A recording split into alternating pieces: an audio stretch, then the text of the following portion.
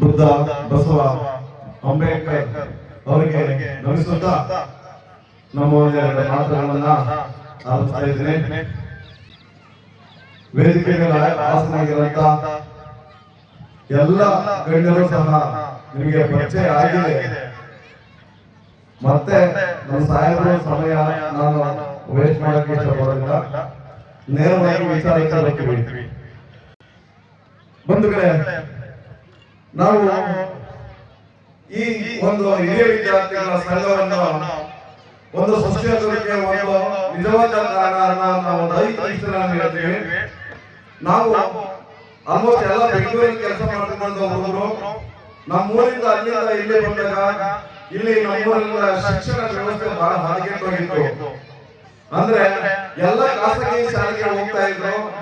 ಏನ್ ಮಾಡೋದು, ನಮ್ಮೂರಲ್ಲಿ ಒಂದು ಯಾಕೆ ಹೊರಗಡೆ ಹೋಗ್ತಾ ಇದ್ರೆ ಇದಕ್ಕೆ ಒಂದು ಸೂಕ್ತವಾದ ಪರಿಹಾರ ಕಂಡುಕೊಳ್ಳಬಹುದು ಅನ್ನೋ ಉದ್ದೇಶದಿಂದ ಯಾರು ಶಿಕ್ಷಣ ಆಸಕ್ತಿ, ವಿಶ್ವಾಸ ಮನಸ್ಸು, ಜಾತಿ, ರಾಜಕೀಯ, ಧರ್ಮ ಎಲ್ಲರೂ ಬಿಟ್ಟು ಈ ಶಿಕ್ಷಣ ವ್ಯವಸ್ಥೆ ಜೊತೆಗೆ ಯಾರು ನಿಂತ್ಕೊಂಡ್ರಂತ ಸಮಾನ ಮನಸ್ಕರನ್ನು ಯುವಕರ ತಂಡವನ್ನು ನಾವು ಕಟ್ಟಿಕೊಂಡು ಆ ಸಮಾನ ಮನಸ್ಕರ ಯುವಕರ ತಂಡವನ್ನು ಕಟ್ಟಿಕೊಂಡು ಇದಕ್ಕೆ 3 ವರ್ಷ ಆಯಿತು.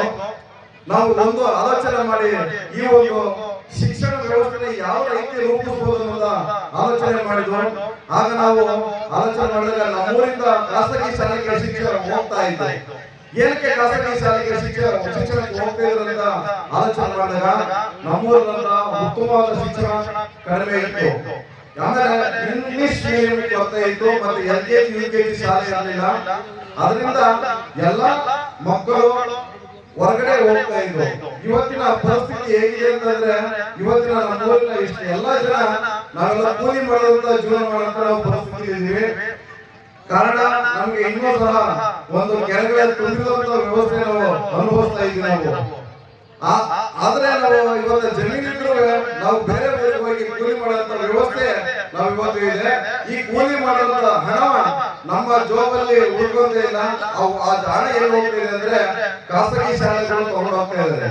ಆ ಖಾಸಗಿ ಶಾಲೆ ತಗೊಂಡೋಗ್ಬಿಟ್ಟು ಅಟ್ಲೀಸ್ಟ್ ಮುಂದಕ್ಕಾದ ಮಕ್ಕಳಿಗೆ ಭವಿಷ್ಯ ರೂಪಿಸ್ಕೊಳ್ಳೋದು ಅದು ಸುಳ್ಳಾಗ್ತಾ ಇದೆ. ಆದ್ರಿಂದ ಈ 1 ರೂಪಾಯಿ ದುಡಿದಂತ ಖಾಸಗಿ ತಂಡವನ್ನು ಉಳಿಸಿ ಆ ಮಕ್ಕಳಿಗೊಂದು ಭವಿಷ್ಯ ಕಟ್ಟಿಕೊಂಡು ಅನ್ನೋ ಉದ್ದೇಶದಿಂದ ಈ ಸಂಘವನ್ನು ರಚನೆ ಮಾಡಿದ್ರು. ಈ ಸಂಘವನ್ನು ರಚನೆ ಮಾಡಿದಾಗ ನಮ್ಮ ಅದೃಷ್ಟವಾಗಿ ನಮ್ಮ ಸಿದ್ದರಾಮಯ್ಯ ಸರ್ಕಾರ ಒಂದು ನಮ್ಮ ಶಾಲೆ ನಮ್ಮ ಜವಾಬ್ದಾರಿ ಎನ್ನುವ ಕಾನ್ಸೆಪ್ಟ್ ಅನ್ನು ಹುಟ್ಟಾಕಿದ್ರು. ಆ ಒಂದು ನಮ್ಮ ಶಾಲೆ ನಮ್ಮ ಜವಾಬ್ದಾರಿ ಕಾನ್ಸೆಪ್ಟ್ ಬ್ಯಾನರ್ ಅಡಿಯಲ್ಲಿ ನಾವು ಸಂಘವನ್ನು ರಚನೆ ಮಾಡಿ ನಮಗೆ ಒಂದು ಪಾಲುಪುತ್ತದ ಒಂದು ಸರ್ಕಾರಿ ಶಾಲೆ ನಮ್ಮೂರಲ್ಲಿ ನಮಗೆ ಬೇಕಿತ್ತು ನಮ್ಮ ಸಂಘಕ್ಕೆ. ಆಗ ನಮಗೆ ನಮ್ಮ ಶಿಕ್ಷಕರ ಜೊತೆ ಎಲ್ಲ ಚರ್ಚೆ ಮಾಡಿ ನಮ್ಮೂರಲ್ಲಿ ಒಂದು LKG UKG ಆರಂಭ ಮಾಡಿದ್ರೆ ಯಾವ ತರ ಇರುತ್ತೆ ಅನ್ನೋದನ್ನ ನಾವು ಚರ್ಚೆ ಮಾಡಿದ್ವು. ಆಗ ಇಲ್ಲ ಮಾಡಬಹುದು ಅಂತ ಒಂದು ಅವಕಾಶ ಮಾಡಿಕೊಂಡ್ರು. ನಮ್ಮ ಹತ್ರ 1 ರೂಪಾಯಿ ದುಡ್ಡಿರಲಿಲ್ಲ. ಆದ್ರೆ ಇಲ್ಲ ಏನಾದ್ರೂ ಮಾಡಬೇಕು ಅನ್ನೋ ಉದ್ದೇಶದಿಂದ ನಾವೆಲ್ಲ 10,000 ರೂಪಾಯಿ 5,000 ರೂಪಾಯಿ ಎಲ್ಲ ಮಾಡಿ 5 ರಿಂದ 6 ಲಕ್ಷ ರೂಪಾಯಿಗಳನ್ನು ಖರ್ಚು ಮಾಡಿ ಒಂದು LKG ಶಾಲೆಯನ್ನ ರಿನೋವೇಷನ್ ಮಾಡಿದ್ವಿ. ಆ ರಿನೋವೇಷನ್ ಮಾಡಿದ್ಮೇಲೆ ಮೊದಲನೇ ವರ್ಷ 23 ಮಕ್ಕಳು ಅಡ್ಮಿಷನ್ ಆಗಿದೆ. ಆಗ ಗೊತ್ತಾಯ್ತು ನಮಗೆ ಈ ಊರಲ್ಲಿ ಶಾಲೆ ಅವಶ್ಯಕ ಇದೆ. ನಮಗೆ ಅವಾಗ ಗೊತ್ತಾಯ್ತು ಇಲ್ಲ ಉತ್ತಮ ಮಟ್ಟಕ್ಕೆ ನಾವು ತಗೊಂಡೋಗ್ಬೇಕು ಅನ್ನೋ ಉದ್ದೇಶದಿಂದ ಅವತ್ತ ನಾವು ಶ್ರಮ ಪಡೋಕೆ ಸ್ಟಾರ್ಟ್ ಮಾಡಿದ್ವಿ. ಆ ಕಾರ್ಯಕ್ರಮ ಶಾಲೆ ಉದ್ಘಾಟನೆ ಆಯ್ತು. ಆ ಶಾಲೆ ಸಹ ಚೆನ್ನಾಗಿ ನಡ್ಕೊಂಡು ಹೋಗ್ತಾ ಇದೆ. ಆದ್ರೆ ಆ ಶಾಲೆ ಪ್ರೈವೇಟ್ ಖಾಸಗಿ ಶಾಲೆ ನಾವೇ ಸ್ವಂತ ದುಡ್ಡಿಗೆ ಟೀಚರ್ಗೆ ಸಂಬಳ ಕೊಡುವಂತ ವ್ಯವಸ್ಥೆ ಇತ್ತು. ಆದ್ರೆ ಇದು ತುಂಬಾ ಕಷ್ಟ ಆಗುತ್ತೆ ಅನ್ನೋ ಉದ್ದೇಶದಿಂದ ಮಾನ್ಯ ನಮ್ಮ ಸಿದ್ದರಾಮಯ್ಯ ಅವರ ಗಮನಕ್ಕೆ ಈ ವಿಚಾರ ತಗೊಂಡು ಸರ್ ಈಗ ನಾವು ಸ್ವಂತ ಈಗ ವ್ಯವಸ್ಥೆ ಮಾಡ್ತಾ ಇದೀವಿ, ಇದನ್ನೇನಾದ್ರೂ ನಮಗೆ ಒಂದು ಶಾಲೆ ಮಾಡಬೇಕು ಅಂತ ಮಾಡಿದ್ರು. ಇಮಿಡಿಯೇಟ್ ಅದನ್ನ ನಮಗೆ ಸರ್ಕಾರವಾಗಿ ಅದನ್ನ ಆದೇಶ ಶಾಲೆನ ಹೊರಡಿಸ್ಬಿಟ್ರು. ಇದು ನಮಗೆ ಬಹಳ ಮುಖ್ಯವಾದ ನಮಗೆ ಒಂದು ದೊಡ್ಡ ಶಕ್ತಿಯಾಗಿ ನಮಗೆ ಸಿಗೋಸ್ತು. ಯಾಕಂದ್ರೆ ಅದನ್ನ ಮಾಡ್ತಾ ಕೆಲಸ ಸರ್ಕಾರ ಒಪ್ಪಿಗೆ ಇದೆ, ಜನರು ಒಪ್ಪಿಗೆ ಇದೆ ಅಂತ ನಮ್ಗೆ ಅನಿಸ್ತು. ಯಾಕ ಈಗ 2 ವರ್ಷ ಆಗಿದೆ. 2 ವರ್ಷಕ್ಕೆ 40 ಮಕ್ಕಳು ಆ ಶಾಲೆಯಲ್ಲಿ ಓದ್ತಾ ಇದ್ದಾರೆ. ಈಗ ಆ ಮುಂದಿನ ಮಕ್ಕಳು ಆ ಶಾಲೆಗೆ ಹೋಗ್ಬೇಕಂದ್ರೆ ಇಂಗ್ಲಿಷ್ ಮೀಡಿಯಂ ಅವಶ್ಯಕತೆ ಇದೆ. ಇಂಗ್ಲಿಷ್ ಮೀಡಿಯಂ ಅನ್ನ ನಾವು ಶಿಕ್ಷಣ ಮಂತ್ರಿ ಸಂಬಂಧಪಟ್ಟ ಇಲಾಖೆಗಳ ಚರ್ಚೆ ಮಾಡಿದಾಗ ಅಲ್ಲಿ ಇಲ್ಲ ನಿಮ್ಮೂರಲ್ಲಿ ಹಾಸನ ಜಿಲ್ಲೆಯಲ್ಲಿ ಮುಂದಿನ ವರ್ಷದಿಂದ ಎಲ್ಲಾ LKG UKG ಆರಂಭವಾಗಿರುವಂತ ಯಾವ ಶಾಲೆಗಳು ಎಲ್ಲವೂ ಸಹ ಇಂಗ್ಲಿಷ್ ಮೀಡಿಯಂ ಆರಂಭವಾಗುತ್ತೆ. ನೀವು ಅದೇ ರೀತಿ ತಲೆ ಕೆಡಿಸಿಕೊಂಡು ನೋಡಿ ಮಕ್ಕಳನ್ನ ಅಡ್ಮಿಷನ್ ಮಾಡಿ ಅಂತ ನಮಗೊಂದು ಭರವಸೆ ಕೊಟ್ಟರು. ಆ ಭರವಸೆ ಈಗ ನಮ್ಗೆ ಏನಾಗುತ್ತೆ, ಇಂಗ್ಲಿಷ್ ಮೀಡಿಯಂ ಆರಂಭ ಮಾಡಬೇಕು. ನಮ್ಮಲ್ಲಿ ಶಾಲೆ ಬಿಲ್ಡಿಂಗ್ ಕೊರತೆ ಇದೆ. ಈಗ ನಮ್ಮಲ್ಲಿ LKG UKG ಆರಂಭ ಆಗಿದೆ, 4 ರೂಮ್ ಮಾತ್ರ ಇದೆ ಶಾಲೆಯಲ್ಲಿ. ಅದರಿಂದ ಏನ್ ಮಾಡೋದು ಅಂತ ನಾವೆಲ್ಲ ಯುವಕರು ಹಿರಿಯರು ಮತ್ತೆ ವಿದ್ಯಾರ್ಥಿಗಳ ಜೊತೆಲ್ಲ ಚರ್ಚೆ ಮಾಡಿ ಇಲ್ಲ ಸರ್ಕಾರಕ್ಕೆ ಗಮನಕ್ಕೆ ಬರಲ್ಲ, ಇಲ್ಲ ಏನಾದ್ರು ಮಾಡಿ ನಮ್ಮೂರಲ್ಲಿ 35 ದೇವಸ್ಥಾನ ಇದೆ. 35 ದೇವಸ್ಥಾನ ಇದೆ. ಅದರಲ್ಲಿ ಎಲ್ಲಾ ದೇವಸ್ಥಾನದವರು ಸೇರಿ ಒಂದು ಶಾಲೆ ನಿರ್ಮಾಣ ಮಾಡೋಣ ಅಂತ ಒಂದು ಭರವಸೆಯನ್ನು ನಾವು ತಗೊಂಡು ಇಲ್ಲ ಅದಕ್ಕೆ ಮುಂಚಾಗಿ ಸರ್ಕಾರ ಗಮನಕ್ಕೆ ತರಬೇಕು ಅಂತ ಉದ್ದೇಶದಿಂದ ಮಾನ್ಯ ಶಾಸಕರು ಅವರೆಲ್ಲ ನಾವು ಚರ್ಚೆ ಮಾಡಿದ್ರು. ಅವರು ಸಹ ಇಲ್ಲ ನಾನು 4 ಕೊಡಿಸ್ತೀನಿ ಅಂತ ಒಂದು ಭರವಸೆ ನೀಡಿದ್ರು. ನಮಗೆ 4 ಸಾಕೋದಿಲ್ಲ.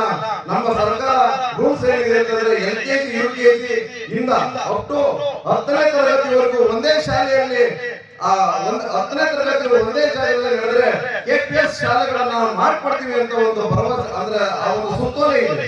ಆ ಸುತ್ತೋಲೆಯನ್ನು ನಾವು ಮಾಡ್ಬೇಕು ಅಂದ್ರೆ ಒಂದೇ ಜಾಗದಲ್ಲಿ LKG ಇಂದ 10ನೇ ತರಗತಿವರೆಗೂ ನಾವು ಶಾಲೆಗಳ ನಿರ್ಮಾಣ ಮಾಡಬೇಕು.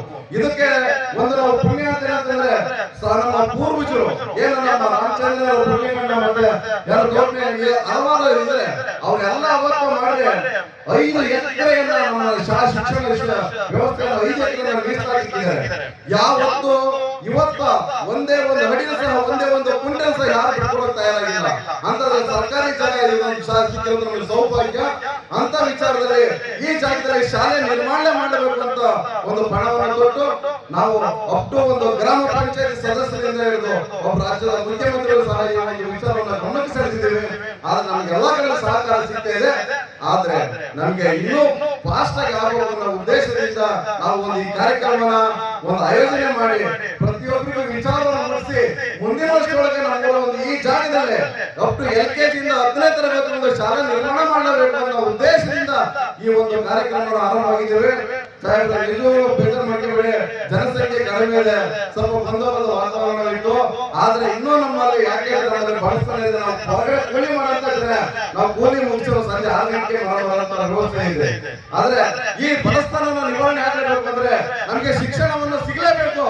ಆದ್ರೆ ಅದ್ರ ಜೊತೆಗೆ ನಮ್ಮೂರಿನ ಕೆರೆಗಳನ್ನ ತುಂಬಿಸ್ಕೊಳ್ಳುವಂತ ಕೆಲಸನ ನೀವು ಮಾಡ್ಕೊಳ್ಳೇಬೇಕು ಅಂತ ಹೇಳಿ ಈ ಒಂದು ವೇದಿಕೆ ಮುಖಾಂತರ ಈ ಒಂದು ವಿದ್ಯಾರ್ಥಿಗಳ ಸಂಘದ ಪರವಾಗಿ ಈ ಗ್ರಾಮಸ್ಥರ ಪರವಾಗಿ ನಿಮ್ಮಲ್ಲಿ ಕೆಳಗಡೆ ಅಂತ ವಿನಂತಿ ಮಾಡಿಕೊಂಡಿದ್ದೇನೆ.